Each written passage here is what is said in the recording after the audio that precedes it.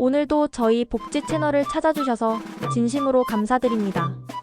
우리 구독자분들 중에 혹시 갑작스럽게 직장을 잃으셨거나 혹은 앞으로의 은퇴를 고민하면서 실업급여에 대해 궁금해하시는 분들이 많으실 것 같아 오늘 영상을 준비했습니다.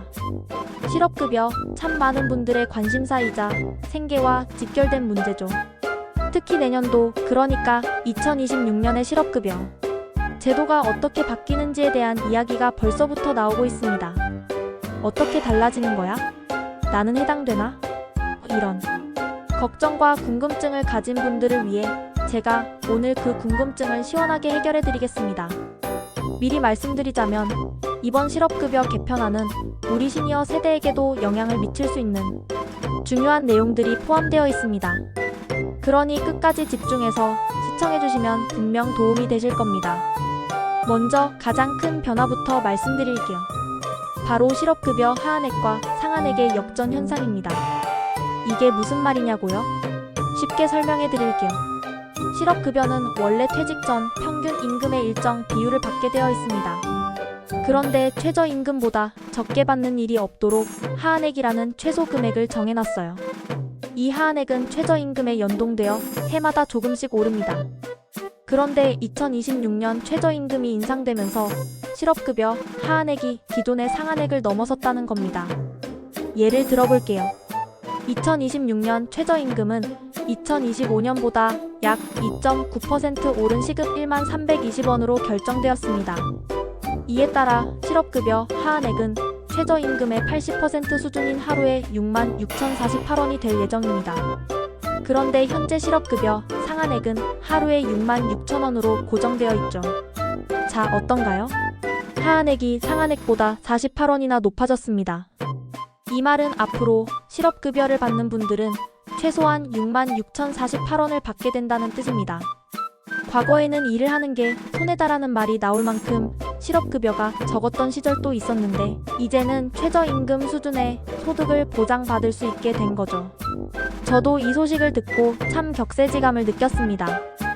아, 옛날에는 상상도 못할 일인데라는 생각이 들면서도 한편으로는 실업자분들의 생활 안정을 위해 좋은 방향으로 바뀌고 있구나 싶어서 마음이 놓이기도 했습니다. 물론 이 변화에 대한 논란도 있습니다.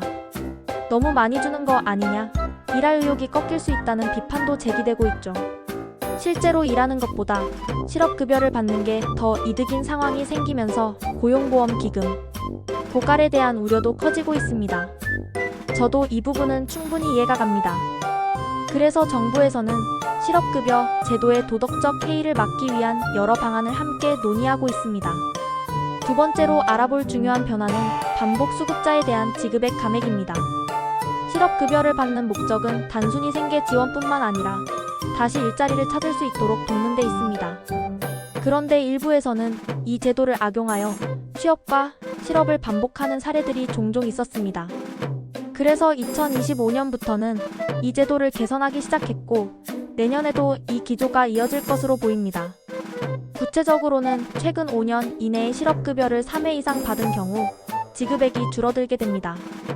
3회째 수급 시에는 10% 감액, 4회째는 25%, 5회째는 40%, 그리고 6회 이상부터는 최대 50%까지 감액될 수 있습니다. 이런 변화는 실업급여는 정말 필요한 사람에게 혜택이 돌아가야 한다는 정부의 의지가 반영된 거라고 볼 수 있습니다. 저도 이 의견에 동의합니다. 물론 반복적으로 직장을 잃게 되는 데에는 다양한 사연이 있겠지만 제도의 취지를 훼손하는 것은 막아야 하니까요. 또한 단순히 지급액만 줄이는 것이 아니라 반복 수급자에 대해서는 고용센터의 재취업 지원이 더 강화될 예정이라고 합니다. 실업급여 신청 시 대면 교육을 강화하고 구직활동 인정 기준도 더 엄격해질 것으로 보입니다. 세 번째는 단기 근로자가 많은 사업장에 대한 고용보험료 추가 부담입니다. 실업급여는 사업주와 근로자가 함께 내는 고용보험료로 운영됩니다. 그런데 한 사업장에서 퇴직하는 근로자가 많아 실업급여가 자주 지급되면 결국 고용보험 기금에 부담을 주게 되겠죠.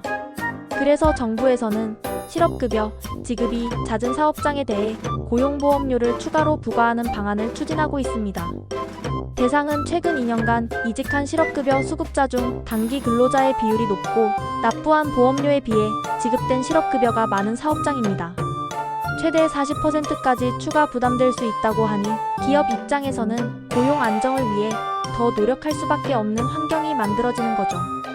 자, 이렇게 내년도 실업급여 지급 조건과 금액에 대한 여러 변화들을 살펴봤습니다. 간단히 정리해볼까요? 첫째, 최저임금 인상으로 실업급여 하한액이 상한액보다 높아졌습니다.